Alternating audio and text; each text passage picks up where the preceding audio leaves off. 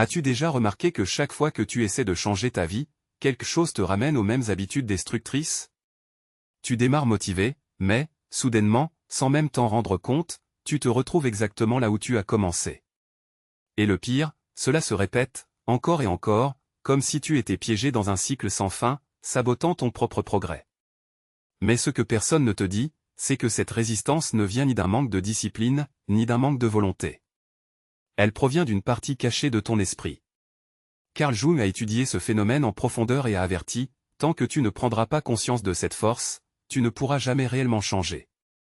Mais ne t'inquiète pas, la bonne nouvelle, c'est qu'il existe une solution. Et maîtriser cette force invisible qui détruit ta discipline, ta productivité et même tes relations. Si tu veux enfin sortir de ce cycle d'autosabotage, regarde jusqu'à la fin. As-tu déjà eu l'impression que, peu importe à quel point tu veux changer, quelque chose te ramène toujours aux anciennes habitudes? Comme s'il existait une force invisible, opérant dans l'ombre, qui t'empêchait d'avancer. Pour beaucoup de gens, cette expérience n'est pas seulement frustrante, elle est décourageante. Elles veulent changer, elles essaient de toute leur force, mais quelque chose en elles résiste. Le cycle de l'autosabotage suit un schéma presque prévisible. Tout commence par une insatisfaction, que ce soit par rapport à son corps, sa productivité, ses relations ou toute autre sphère de la vie. Cette insatisfaction génère un désir de changement, souvent accompagné d'un élan de motivation. C'est à ce moment-là que la personne décide qu'il est temps d'agir. Elle fait des plans, fixe des objectifs, s'engage dans de nouvelles habitudes. Les premiers jours ou semaines sont prometteurs. Le sentiment de contrôle lui donne confiance et tout semble enfin aller dans la bonne direction. Mais ensuite, quelque chose se produit. La routine devient pesante. L'effort, qui était d'abord exaltant, commence à devenir une contrainte. De petits écarts apparaissent. Sauter une séance de sport, procrastiner sur une tâche importante, retomber dans des habitudes que l'on pensait avoir dépassées. L'esprit trouve des excuses. Aujourd'hui a été une journée difficile, juste cette fois. Mais juste cette fois, se répète. Et bientôt, sans même s'en rendre compte, la personne se retrouve exactement au point de départ. Le problème ne réside pas seulement dans le retour aux anciennes habitudes, mais aussi dans l'impact émotionnel de cet échec. À chaque rechute, la frustration grandit. Avec la frustration vient la culpabilité. Avec la culpabilité, le découragement. Un sentiment d'impuissance s'installe, menant à la croyance que, peut-être, changer est impossible. Je sais exactement ce que c'est que de mener ce combat. Pendant des années, j'ai été piégé dans un cycle interminable de tentatives de changements avortés. J'ai toujours eu de grandes ambitions. Je voulais être plus discipliné, plus productif, plus concentré. Je voulais construire quelque chose de significatif, transformer ma vie pour de bon. Mais peu importe mes efforts, j'avais l'impression qu'une force invisible me tirait en arrière. L'histoire était toujours la même. Je me sentais insatisfait. Je me regardais dans le miroir et je me disais, ça suffit. À partir d'aujourd'hui, tout va être différent. Et au début, c'était vrai. Je me réveillais tôt, j'organisais ma journée, j'évitais les distractions et je suivais mon plan avec un engagement total. Pendant quelques semaines, j'avais l'impression d'être enfin maître de ma vie. Mais soudainement, sans raison apparente, je commençais à perdre le rythme. Un jour, je me couchais un peu plus tard. Le lendemain, je reportais un engagement important. Les réseaux sociaux, que j'avais décidé d'éviter, recommençaient à accaparer mes heures. L'entraînement, qui me semblait essentiel, était repoussé. Je me convainquais que je faisais juste une pause dans mon progrès. Mais au fond, je savais la vérité. Je retombais dans mes anciennes habitudes. Et quand je réalisais que j'étais encore au même point, la frustration m'écrasait. Je me demandais, pourquoi suis-je comme ça? Pourquoi, même en sachant ce que je dois faire, je n'arrive pas à maintenir ma discipline? Le pire, c'était ce sentiment d'impuissance. Je voyais d'autres personnes y arriver, des gens qui semblaient avoir une volonté inébranlable, qui s'engageaient envers quelque chose et allaient jusqu'au bout. Pendant ce temps, moi, je répétais les mêmes erreurs. Et avec le temps, ma confiance en ma capacité à changer s'effritait. J'ai commencé à penser que peut-être je n'étais tout simplement pas une personne disciplinée, que peut-être je n'avais pas ce qu'il fallait pour transformer ma vie. C'est précisément à ce moment-là que j'ai décidé d'approfondir les enseignements de Carl Jung. Si je n'arrivais pas à changer par la seule force de volonté, alors quelque chose en moi devait me saboter, quelque chose d'invisible, mais de puissant. En étudiant Jung, j'ai découvert qu'en chacun de nous existe une partie cachée de l'esprit, un ensemble d'impulsions, de croyances et d'émotions refoulées qui influencent nos actions sans que nous en ayons conscience. Et c'est là que tout a commencé à faire sens. Le problème n'avait jamais été un manque de motivation ou de discipline. Le véritable obstacle était en moi, dans ces schémas inconscients qui dirigeaient mes actions à mon insu. L'esprit humain résiste au changement, même lorsque ce changement est positif. Mon cerveau me maintenait attaché à mes anciennes habitudes parce que c'était ce qu'il connaissait. L'inertie n'était pas une faute de ma part.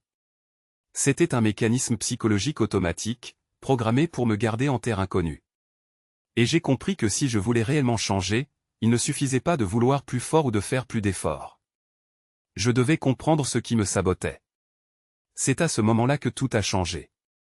J'ai cessé de me voir comme quelqu'un sans discipline et j'ai commencé à analyser ces forces invisibles qui m'empêchaient d'avancer. En faisant cela, j'ai découvert quelque chose de surprenant. Tout ce que je croyais être de la faiblesse, la paresse, la procrastination, le manque de motivation, n'était pas de la faiblesse. C'étaient les symptômes de quelque chose de plus profond. Et ce quelque chose avait un nom. Carl Jung l'a appelé l'ombre, le côté caché de notre esprit où résident toutes nos peurs, nos insécurités et nos croyances limitantes qui nous empêchent d'avancer. Lorsque j'ai commencé à explorer ce concept, tout a changé. J'ai compris que mon auto-sabotage n'était pas aléatoire. Il avait une logique, une raison d'exister. Mais avant de t'expliquer comment cela fonctionne, il y a une chose essentielle que tu dois comprendre.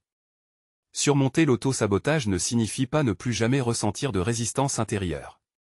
La clé, ce n'est pas d'éliminer cette résistance, mais d'apprendre à la gérer. Et crois-moi, lorsque tu découvres comment fonctionne ton ombre, tu te rends compte que tu as bien plus de contrôle sur ta vie que tu ne l'imaginais. L'ombre se forme tout au long de la vie. Dès l'enfance, nous apprenons ce qui est acceptable et ce qui ne l'est pas, ce que nous pouvons exprimer et ce qui doit être réprimé. Si un enfant manifeste de la colère ou de la frustration, ses parents peuvent lui dire que c'est mal. S'il agit spontanément dans un environnement formel, il peut être réprimandé. Peu à peu, il comprend que certaines parties de lui ne sont pas les bienvenues. Mais ces parties ne disparaissent pas, elles sont refoulées dans l'inconscient. L'ombre n'est pas seulement un réservoir de traits indésirables. Au contraire, beaucoup des qualités que nous réprimons pourraient être des forces puissantes dans notre vie. Mais comme elles ont été reléguées dans l'obscurité, elles trouvent des moyens détournés de se manifester. L'un d'eux est l'auto-sabotage. Chaque fois que nous essayons de changer, de grandir ou d'aller au-delà de ce que nous connaissons, nous entrons en conflit avec notre ombre. Elle contient toutes les peurs, les insécurités et les croyances que nous avons intégrées au fil du temps. Si quelqu'un a grandi en entendant qu'il n'est pas assez bon, son ombre fera en sorte que cette croyance continue de se répéter, même s'il possède toutes les compétences pour avancer. Si on lui a appris que l'ambition est quelque chose de mauvais, cette partie inconsciente bloquera toute tentative de prospérer. Et la manière dont cela se produit est presque imperceptible. Au début, le changement semble facile. La personne se sent motivée, pleine d'énergie, convaincue que cette fois, ce sera différent.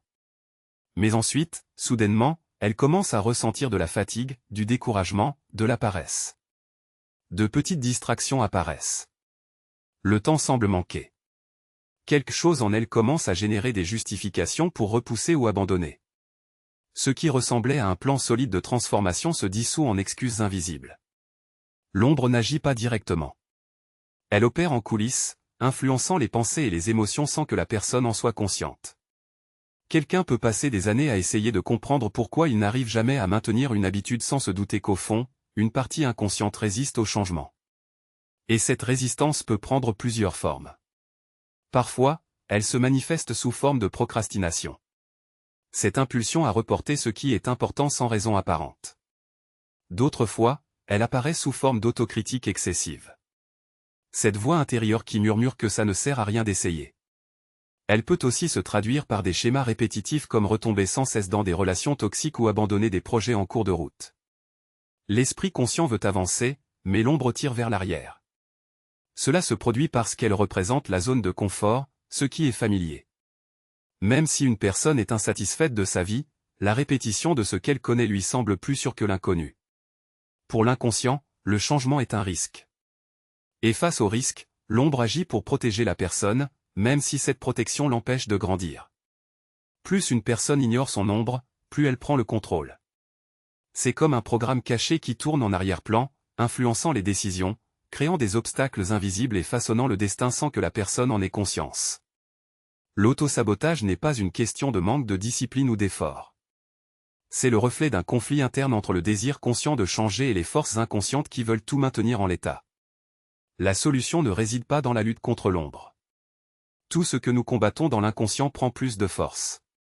Le véritable chemin consiste à reconnaître cette partie cachée et à la mener à la lumière de la conscience. Ce n'est qu'en la regardant en face que nous pouvons l'empêcher de continuer à saboter nos choix. Si l'ombre agit en coulisses, influençant nos décisions à notre insu, la première étape pour la surmonter est de la reconnaître. Mais ce n'est pas une tâche facile. Justement parce que cette partie de la psyché a été refoulée, elle ne se présente pas de manière évidente. L'ombre se cache dans des schémas répétitifs qui semblent n'avoir aucune explication logique. Une personne décide d'améliorer sa santé mais trouve toujours une excuse pour ne pas faire de sport. Elle veut être plus productive mais ressent un blocage chaque fois qu'elle tente de commencer un projet important. Elle affirme vouloir une relation saine mais choisit toujours des partenaires qui renforcent d'anciennes blessures. Rien de tout cela n'est dû au hasard. L'inconscient met en place des mécanismes de défense pour garder l'ombre hors de la conscience. Le problème, c'est que cette protection a un coût élevé. La personne reste prisonnière de cycles qui entravent son évolution. Pour Jung, amener l'ombre à la conscience exige de l'auto-observation. Cela signifie remarquer les moments où les mêmes problèmes reviennent sans cesse et s'interroger sur leur origine. Mais il n'a pas été le seul penseur à explorer cette idée. Le philosophe danois Søren Kierkegaard, l'un des précurseurs de l'existentialisme, parlait d'un concept similaire qu'il appelait le désespoir inconscient.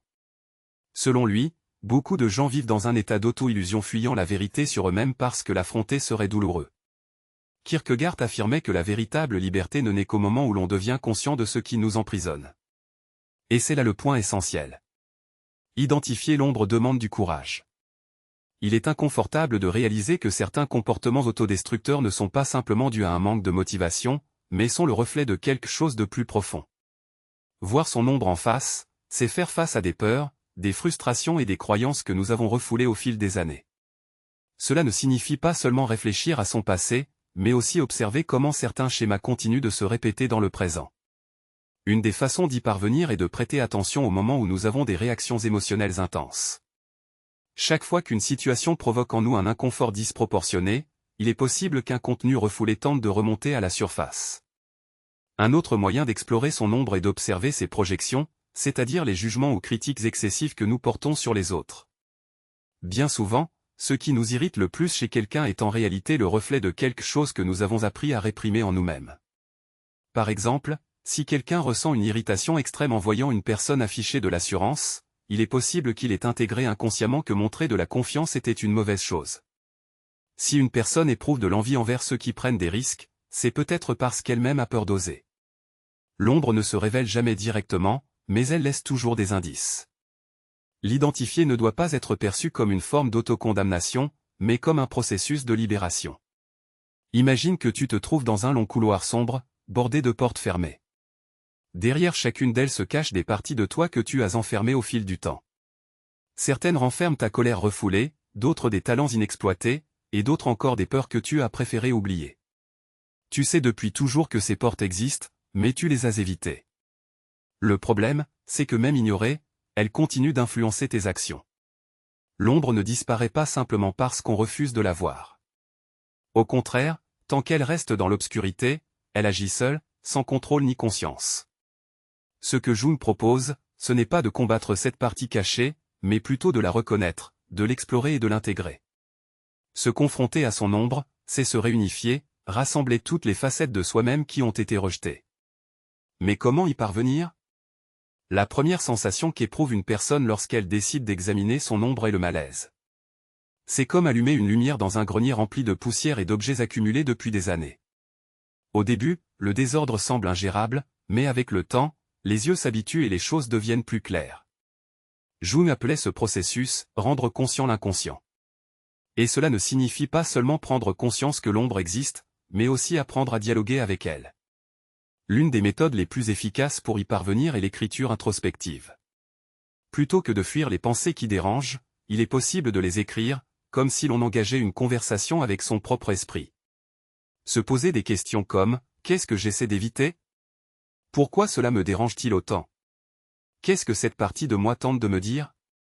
Ce dialogue intérieur peut révéler des peurs profondes, des blocages inconscients et les mécanismes cachés de l'auto-sabotage.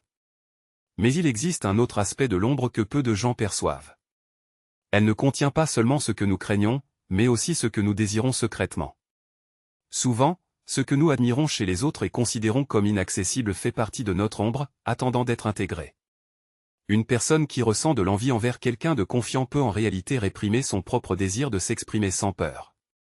Nietzsche a exploré cette idée en parlant de l'esprit libre, celui qui se permet d'être authentique et complet, sans craindre le regard des autres. Pour lui, la grande tragédie de la vie était que beaucoup passaient de leur existence à essayer de s'adapter aux normes imposées par la société, tandis que leur véritable essence restait enfermée en eux. L'intégration de l'ombre n'est pas seulement un processus de guérison, mais aussi de libération. En reconnaissant ce qui a été rejeté, la personne récupère des parties d'elle-même qui possèdent une grande puissance. La colère réprimée peut devenir de la détermination. La peur peut se transformer en prudence. Le désir refoulé peut se convertir en action. Au final, ouvrir les portes de son esprit est un acte de courage. Il est impossible de grandir sans affronter ce qui a été laissé derrière. Mais lorsqu'on le fait, quelque chose de puissant émerge. La capacité de vivre sans avoir peur de soi-même. Comprendre l'ombre est une étape majeure, mais le véritable impact vient de la pratique. Jung affirmait que l'on ne s'illumine pas en imaginant des figures de lumière, mais en rendant l'obscurité consciente. Autrement dit, il ne suffit pas de reconnaître ces schémas inconscients, il faut les affronter activement pour éviter qu'ils ne continuent à saboter notre vie. Une première technique pour y parvenir est l'exposition graduelle. L'inconscient résiste au changement parce qu'il perçoit l'inconnu comme une menace. Le problème, c'est que beaucoup de gens essaient de changer brutalement en forçant de nouveaux comportements, ce qui ne fait que renforcer cette résistance. La meilleure façon de contourner cela est d'introduire de petites doses de transformation. Si la peur de l'échec paralyse, le premier pas n'est pas de chercher la perfection, mais d'apprendre à tolérer de petites erreurs sans se punir. Si la procrastination domine, l'objectif n'est pas de tout accomplir d'un coup, mais de commencer par 5 minutes d'action. L'inconscient a besoin de s'acclimater au changement avant de l'accepter pleinement. De plus, la manière dont nous gérons nos habitudes quotidiennes a un impact direct sur notre psyché. Souvent, l'auto-sabotage se manifeste à travers des automatismes inconscients que nous répétons sans nous en rendre compte. C'est là qu'intervient le concept de réversion des habitudes, largement abordé dans le livre Atomic Habits de James Clear. Il explique que l'erreur la plus fréquente lorsqu'on essaie d'adopter une nouvelle habitude est de se concentrer uniquement sur l'action positive, sans supprimer les déclencheurs des anciens comportements. Par exemple, si quelqu'un veut réduire son temps d'écran, se promettre simplement de moins utiliser son téléphone ne fonctionne pas. La méthode la plus efficace est de modifier son environnement pour rendre la distraction moins accessible, en supprimant les applications inutiles ou en laissant son téléphone dans une autre pièce. Jung soulignait également que l'inconscient fonctionne de manière symbolique. En changeant notre environnement extérieur, nous envoyons un signal de transformation à notre monde intérieur. Une autre technique essentielle est l'activation comportementale, un principe psychologique qui repose sur l'idée que l'action précède la motivation. Beaucoup de gens attendent de se sentir prêts avant d'agir, mais la réalité est que l'esprit ne s'adapte à une nouvelle identité qu'après que le corps a déjà commencé à agir en conséquence. Jung affirmait que l'inconscient se révèle à travers l'expérience directe et non par la seule réflexion rationnelle. Plutôt que d'attendre l'énergie et la motivation pour opérer un changement, il suffit de faire le premier pas, même minuscule. Si un projet doit être lancé, ouvrir un document et écrire quelques lignes suffit. Si l'on veut se remettre au sport, il suffit d'enfiler sa tenue et de sortir marcher. Les petites actions répétées sculptent progressivement l'inconscient et lui permettent d'accepter la nouvelle identité que nous cherchons à construire. La technique de l'action opposée peut également être extrêmement puissante. Souvent, l'autosabotage nous place en pilotage automatique, nous poussant à éviter les défis, à procrastiner ou à céder à la peur. Mais si, au lieu de suivre cet élan, nous faisons exactement l'inverse de ce qu'il suggère, nous pouvons interrompre des schémas inconscients. Si une pensée sabotante dit « remets ça à plus tard », agis immédiatement. Si ton ombre te pousse à éviter une conversation par insécurité, prends l'initiative de parler. Jung décrivait ce processus comme la nécessité de défier ses propres archétypes internes afin qu'ils cessent de contrôler la psyché. La méditation et la pleine présence sont également des outils essentiels pour intégrer l'ombre. L'inconscient se manifeste à travers des pensées automatiques, des impulsions et des émotions refoulées. Le simple fait d'observer ces phénomènes sans y réagir peut diminuer leur emprise. Jung considérait la méditation comme un canal direct avec l'inconscient, permettant à celui-ci de s'exprimer sans résistance. En pratiquant la pleine conscience, on apprend à reconnaître quand l'ombre tente d'influencer nos actions sans nécessairement céder à son pouvoir. Un autre exercice concret est la liste des tâches inachevées. Jung affirmait que le processus d'individuation, c'est-à-dire devenir une personne complète, implique d'intégrer les parties fragmentées de notre psyché. Sur un plan plus pratique, cette fragmentation se reflète dans toutes les petites promesses non tenues, ces engagements pris envers nous-mêmes et laissés en suspens. Chaque tâche inachevée, chaque projet abandonné représente une faille dans l'identité. Établir une liste de ces actions incomplètes et les réaliser une par une peut devenir un acte symbolique puissant pour la réintégration de la psyché. Bien que toutes ces techniques puissent être appliquées individuellement, il est important de rappeler que l'inconscient est profond et complexe. Jung a consacré sa vie à l'étude de la psyché humaine et savait que certains schémas peuvent être difficiles à affronter seuls. Consulter un professionnel, psychologue, psychanalyste ou thérapeute peut considérablement accélérer ce processus et aider à dévoiler des aspects de l'ombre que nous ne pourrions pas percevoir par nous-mêmes. L'auto-exploration est un voyage continu et profond et un guide peut faire toute la différence. L'intégration de l'ombre n'est pas seulement un moyen de vaincre l'auto-sabotage, c'est un chemin de libération. Lorsque nous apprenons à reconnaître nos résistances et utilisons les bonnes stratégies pour les dépasser, nous cessons d'être prisonniers de notre inconscient et devenons les véritables acteurs de notre propre vie. Se transformer n'est pas un événement unique, mais un processus constant. Beaucoup pensent qu'une seule prise de conscience suffit à tout changer, comme si une décision pouvait à elle seule reconstruire des habitudes, des croyances et des comportements. Mais la vérité c'est que la transformation véritable ne se fait pas brutalement. Elle se construit progressivement dans l'effort quotidien d'être plus conscient. L'intégration de l'ombre n'est pas une fin, mais un commencement. Une fois que l'on ouvre la porte à ce qui était caché, un nouveau défi apparaît. Que faire de cette connaissance? Il ne suffit pas d'identifier ces schémas, de reconnaître ses failles ou de comprendre ses blocages. La question essentielle est comment transformer cette prise de conscience en action réelle? L'une des clés de cette transformation est la cohérence interne.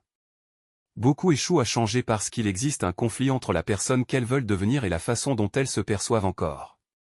Elles veulent être disciplinées, mais s'identifient toujours comme quelqu'un qui procrastine toujours. Elles désirent en réussir mais portent encore des croyances qui associent le succès à quelque chose de négatif. L'esprit ne peut pas accepter un changement si l'identité reste enfermée dans le passé. C'est pourquoi la première étape d'une transformation durable est de reconstruire son identité de l'intérieur.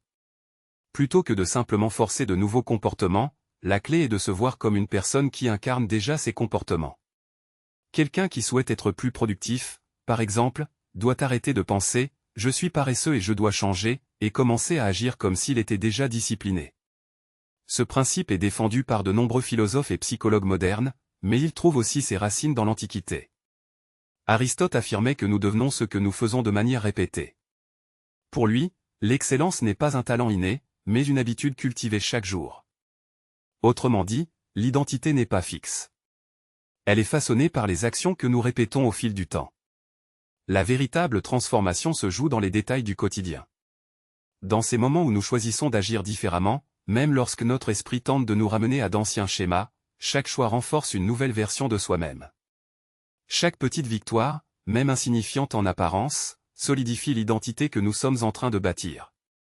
Mais il y a un point essentiel. Le changement authentique demande de la patience. Beaucoup abandonnent parce qu'elles attendent des résultats immédiats et spectaculaires, sans comprendre que le processus est progressif. Intégrer l'ombre, déconstruire ses schémas et reconstruire son identité prennent du temps. L'erreur la plus courante est de croire que l'échec signifie un retour à zéro. Mais l'échec fait partie du chemin. Aucune transformation n'est linéaire. Il y a des hauts et des bas, des moments de doute, des rechutes. Ce qui distingue ceux qui changent réellement de ceux qui restent coincés dans les mêmes cycles, ce n'est pas l'absence d'erreur, mais la capacité à avancer malgré elles. Au final, se connaître soi-même n'est pas un luxe philosophique, mais une nécessité pour ceux qui veulent vivre de manière authentique et sans autosabotage. La vraie transformation ne vient pas de l'élimination des défauts, mais de leur intégration, de leur compréhension et de leur utilisation pour grandir. L'autosabotage est un cercle vicieux qui emprisonne de nombreuses personnes dans des schémas destructeurs, sans qu'elles s'en rendent compte. Nous passons notre vie à essayer de changer par la force de volonté, alors qu'en réalité, le véritable blocage est en nous, dans ces aspects inconscients qui dictent nos actions. Carl Jung nous a appris que tout ce que nous ne reconnaissons pas en nous continue de nous contrôler. Ce n'est qu'en prenant conscience de nos résistances et en affrontant notre ombre que nous pouvons réellement reprendre le contrôle de notre vie. Si tu es arrivé jusqu'ici, cela signifie que tu as déjà franchi une étape cruciale vers la connaissance de soi. Comprendre son ombre, identifier ses schémas d'auto-sabotage et appliquer des techniques pour reprogrammer son esprit peuvent radicalement transformer la manière dont tu fais face aux défis et aux changements. Cela ne permet pas seulement d'améliorer sa discipline et sa concentration, mais aussi d'atteindre une véritable liberté intérieure, car tu cesses de lutter contre toi-même et apprends à utiliser ta psyché comme une alliée. Mais le changement réel vient de l'action. Aucune technique ne fonctionne si elle n'est pas appliquée. Alors, choisis dès aujourd'hui un des exercices abordés dans cette vidéo et mets-le en pratique. Il peut s'agir d'un petit ajustement dans ta routine, d'un changement dans ton environnement ou d'une habitude plus consciente. L'important, c'est de commencer. Et maintenant, dis-moi,